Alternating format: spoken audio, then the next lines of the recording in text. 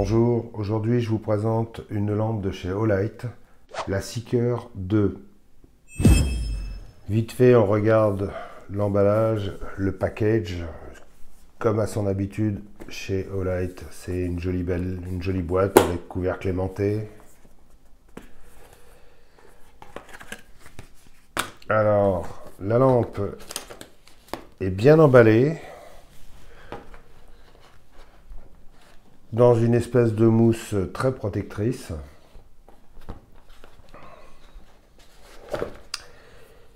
Et sous la mousse, vous avez... Nous sommes le Front de Libération des couteaux et des lampes en tout genre, le FLC LTG. Oh, mais il va pas Nous revendiquons le droit d'utiliser... Bon, je peux y aller? Donc, en dessous, vous avez livré avec le câble de chargement magnétique. Hein.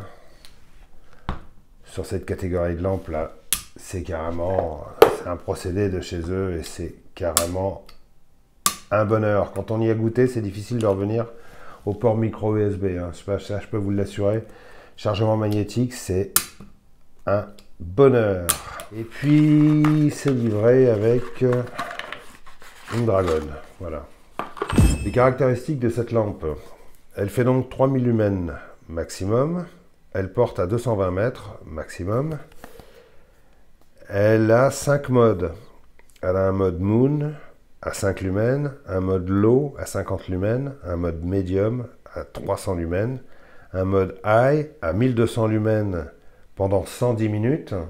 Au bout de 110 minutes, la lampe va descendre à 600 lumens parce qu'évidemment ça chauffe. Hein. Au bout de 110 minutes, la lampe elle sera brûlante.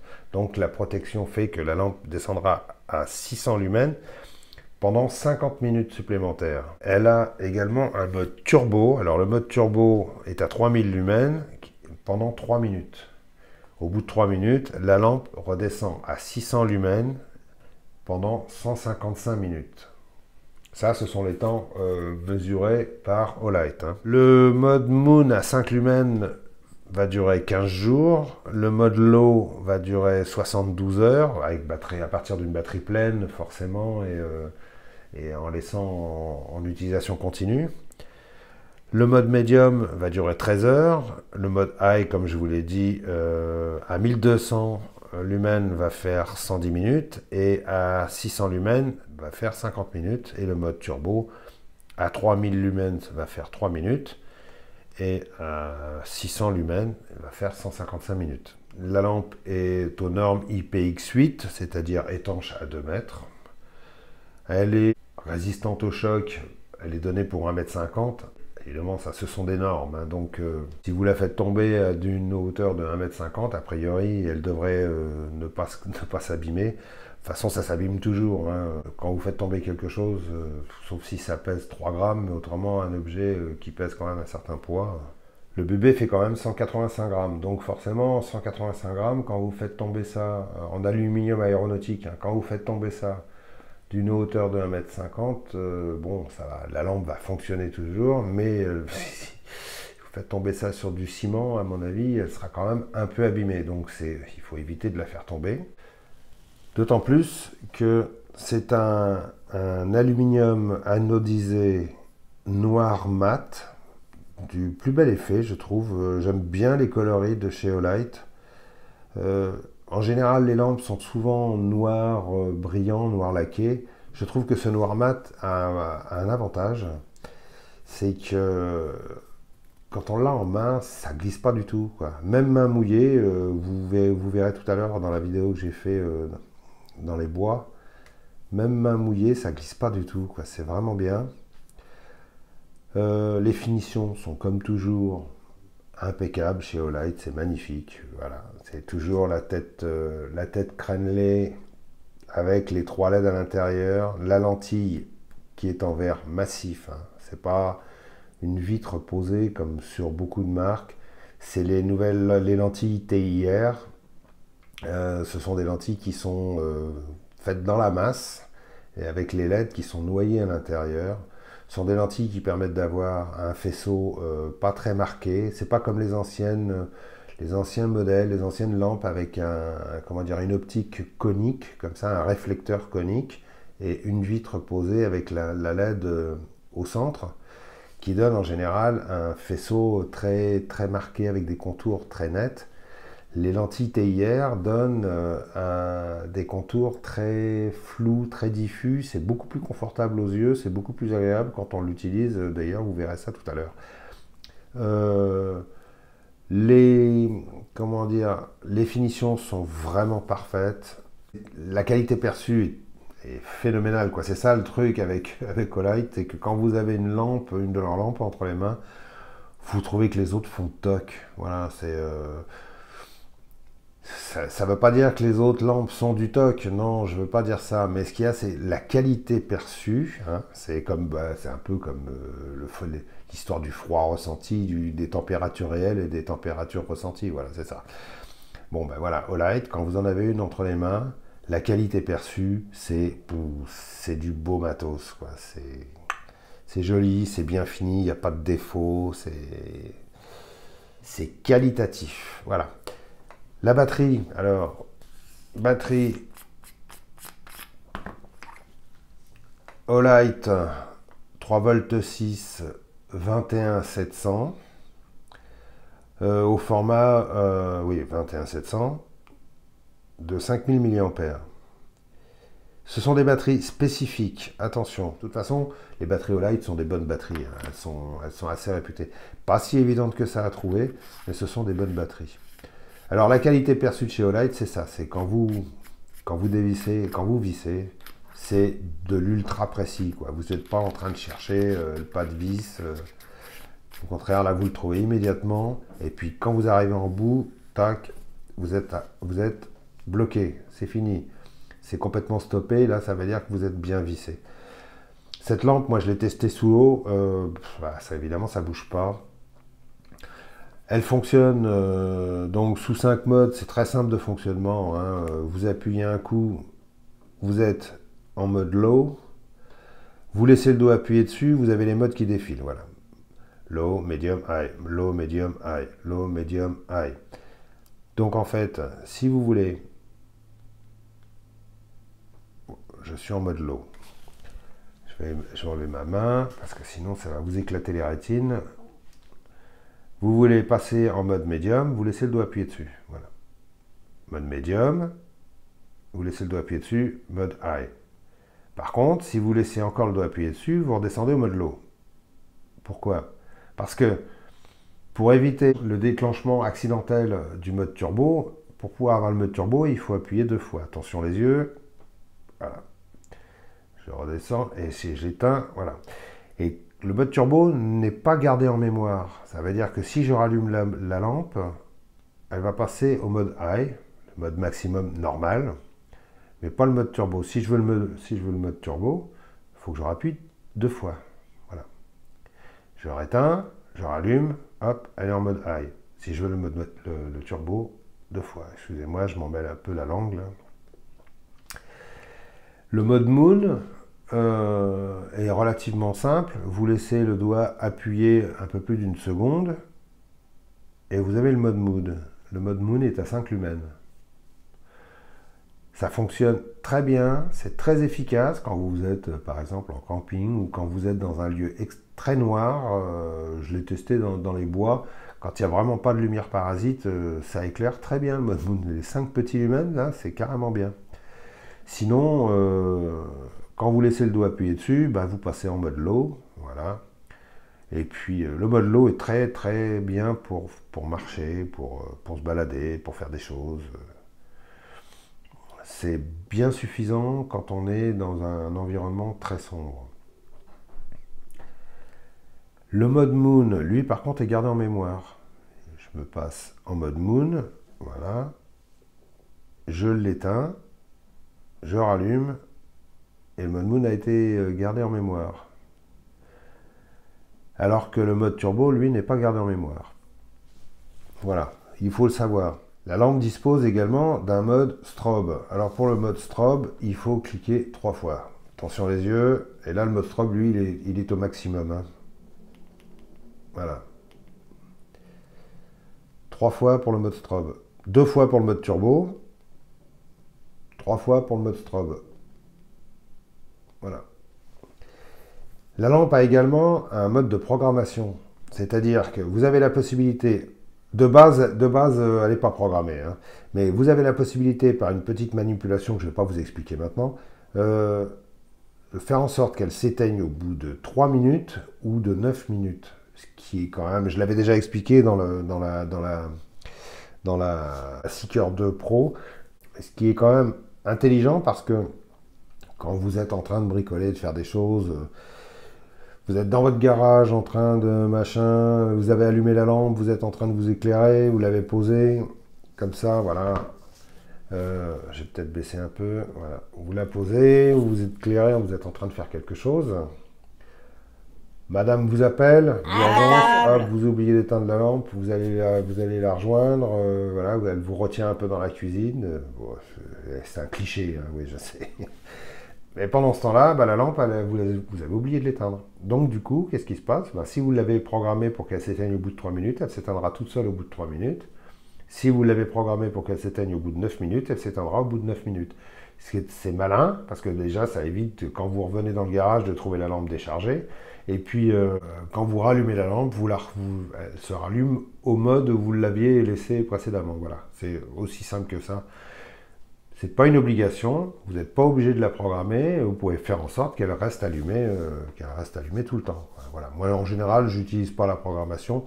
Je dis pas que je le ferai jamais, hein. La lampe a également un système, un petit voyant lumineux sur le bouton. Quand vous appuyez dessus, je ne sais pas si vous allez le voir, le voyant s'allume. Là, il est en vert. Ça veut dire que vous êtes à plus de 60% de la capacité de la batterie. Avant de vous montrer les tests dans la forêt, je vous montre brièvement la Seeker 2 Pro que j'avais déjà présentée l'année dernière. Ça, c'était une série limitée orange. Pour vous montrer que, bon, au final, elles sont pas très différentes. La taille est quasiment la même. Ah, les aimants, ils sont tellement puissants, j'arrive même pas à coller le cul de la lampe ensemble. La taille est quasiment la même. La Seeker 2 Pro est légèrement plus longue. La LED n'est pas tout à fait de la même génération. Les LED ne sont pas tout à fait de la même génération, puisqu'il y en a 3. La grosse différence notable, c'est que la Seeker 2 Pro est plus puissante, et puis elle a des caoutchoucs sur les côtés pour assurer un meilleur grip. La couleur est mat aussi, c'est un orange mat. Mais c'est pas la même, comment dire, la même sensation. Là, c'est déjà un petit peu plus slick, un petit peu plus glissant, pardon. Voilà, je me mets à faire de l'anglicisme, moi. Un peu plus glissant. Alors que là, ce noir mat, là, je trouve que ça grippe bien. C'est vraiment pas mal. Ils ont trouvé une super couleur, là. Je ne sais pas du tout si c'est fragile, si ça se raye facilement. Pour moi, j'ai une mauvaise expérience des couleurs mat. Notamment sur les voitures, les motos, les peintures mat, j'ai toujours trouvé que ça se rayait super facilement, quoi, ça marque. Donc je ne sais pas, on verra, faut voir dans le temps. Pour l'instant ça bouge pas, hein, pourtant je l'ai utilisé assez fréquemment là, ces derniers temps. Sinon, la Seeker 2 Pro, elle a des petits perfectionnements, elle a voilà, un système de voyant, je ne sais pas si vous voyez, qui indique le niveau de charge sur le côté et puis le niveau de puissance sur lequel on est du côté gauche. Bon, bref, voilà, ça c'est... Est-ce que ça justifie la grosse différence de prix entre les deux? Je ne sais pas. Maintenant, en l'occurrence, je vous montre tout de suite les tests de cette lampe et puis on se revoit juste après pour les conclusions et voilà. On commence par le mode turbo pour pouvoir régler le capteur de l'appareil parce que sinon après il n'est pas assez sensible. Ensuite je passe au mode low. Le mode low est difficile à voir hein, quand on a filmé la nuit. Mode medium. Et ensuite le mode high. Quelques comparaisons avec la Seeker 2 Pro. On commence par la Seeker 2 en mode high. Ensuite, on va passer à la Seeker 2 Pro en mode High. On peut voir que la couleur de la Seeker 2 Pro est légèrement plus jaunâtre, enfin c'est l'impression que ça donne, mais la différence n'est pas énorme. Ensuite, on passe en mode Low sur la Seeker 2. Alors là, c'est difficile à voir quand même à la cam, les capteurs ne sont pas assez sensibles. Mode Low sur la Seeker 2 Pro, c'est pareil, on n'en voit pas plus, de toute façon, la puissance est la même. Ensuite, le mode Medium sur la Seeker 2. Là, on y voit un peu plus, mais bon, c'est pas flagrant. Mode Medium sur la Seeker 2 Pro, c'est pareil. Les puissances sont rigoureusement les mêmes. Le mode High sur la Seeker 2. Là, on commence à y voir un petit peu mieux. Et le mode High sur la Seeker 2 Pro. Je trouve que les couleurs sont sensiblement les mêmes. Mode Turbo. C'est là où on voit vraiment la différence. Turbo sur la Seeker 2 qui fait 3000 lumens et Turbo sur la Seeker 2 Pro qui fait 3200 lumens. On voit que c'est un peu plus péchu, mais bon, pas flagrant. Pour le mode Moon, alors là, bon, ça se voit à peine, les capteurs sont pas assez sensibles pour filmer la nuit. C'est juste pour montrer que ça marche, quoi. Voilà, c'est tout. Mode Moon sur la Seeker 2, mode Moon sur la Seeker 2 Pro, c'est les mêmes puissances. Là, je suis en mode turbo sur la Seeker 2. On voit tout de suite comment ça pète, hein. Ça pète très bien. Et quand on passe à la Seeker 2 Pro, on voit vraiment bien la différence de couleur. C'est plus jaune. C'est plus jaune à l'allumage, mais après, on voit pas trop la différence, en fait. En ce qui concerne le mode High, c'est pareil, quoi, voilà. Le mode High, c'est la même puissance que sur les deux lampes. Mais c'est quand même un petit peu plus jaune, je trouve, sur la Seeker 2 Pro. Alors, c'est pas la même LED. Alors là, je suis en mode balade sur un petit sentier avec le mode Low. C'est amplement suffisant pour se déplacer la nuit, comme ça, quand la nuit est bien noire. Je suis en train de chercher le petit cours d'eau, en fait. Je n'arrive pas à le situer, je l'entends bien, mais j'arrive pas à savoir où il est. Je passe en mode médium. En mode médium, c'est vraiment... ça pète bien quand même. Je trouve que cette lampe, elle est très bien pour se balader la nuit, parce que le marquage du faisceau est pas net, c'est très diffus, c'est très agréable. Je vais passer en mode high, parce que j'ai repéré le petit cours d'eau, enfin, je l'ai trouvé, ah voilà. Alors le mode high, pour moi, c'est vraiment amplement suffisant. Ça pète bien, surtout quand on est dans un sous-bois, comme ça, ça crache vraiment beaucoup. Le mode turbo, ça sera vraiment à utiliser dans un cas extrême, quand on se trouve en plaine ou dans un espace dégagé, parce que sinon on en prend plein la gueule. Là, le mode high, c'est même à la limite trop fort, quoi. Donc là, je suis en mode high et je passe en mode turbo. La différence paraît pas flagrante comme ça, mais je peux vous assurer que quand vous y êtes, mode low, mode medium, le petit mode sous-marin, voilà, la lampe est sous la flotte. L'eau est un peu saumâtre, c'est dommage, si elle était plus claire, ça serait beaucoup plus joli. Il faudrait que j'essaye de trouver un petit cours d'eau plus clean. Mais bon, là, il y a beaucoup de courant, hein. J'ai même failli perdre la lampe d'ailleurs. Je l'ai posée sur les rochers, le courant a failli l'emporter. Je l'ai rattrapé de justesse. Bon, là, je suis carrément sous l'eau. La lampe était à quoi 10 cm sous la surface de la flotte. J'arrive pas à éclairer le fond, c'est trop, comment dire, trop saumâtre. Maintenant, ce qu'on va faire, c'est on va aller éclairer les canards. Alors là, je suis à une distance de 70-80 mètres en mode high.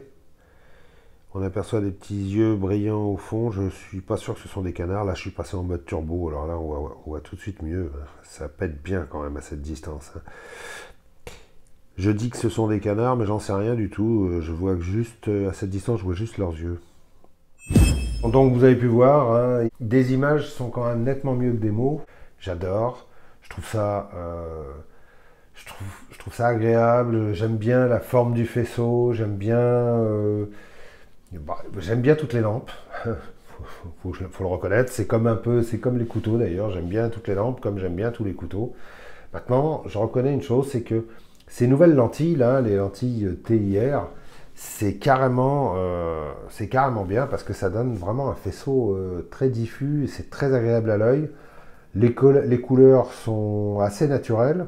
Vous avez pu voir dans les tests que les couleurs entre celle-ci et la Olight, la Seeker 2 Pro, sont légèrement différentes.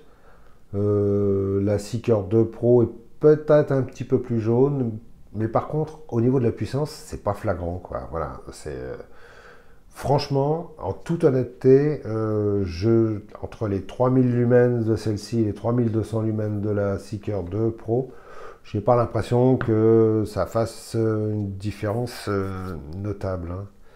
Surtout que tous les autres modes sont aux mêmes puissances, hein. 50 lumens pour le mode low, 300 lumens pour le mode medium, 1200 lumens pour le mode high. Il n'y a que le mode turbo qui passe à 3200 lumens sur la Seeker 2 Pro. Donc voilà, pas de différence notable. Je suis vraiment ravi de ces deux modèles. C'est des modèles qui sont, attention, ce ne sont pas des lampes tactiques, hein. Ce sont des lampes qui sont à usage domestique, loisir, mais vraiment, vraiment sympa. Très simple d'utilisation, pouvant être utilisé par toute la famille, et puis, voilà, moi j'aime bien, quoi. Sincèrement j'aime bien. Allez, salut à tous, à bientôt, et puis peut-être une vidéo à suivre sur autre chose, sur un couteau. Salut à tous, et puis, comme on dit, restez allumés, hein.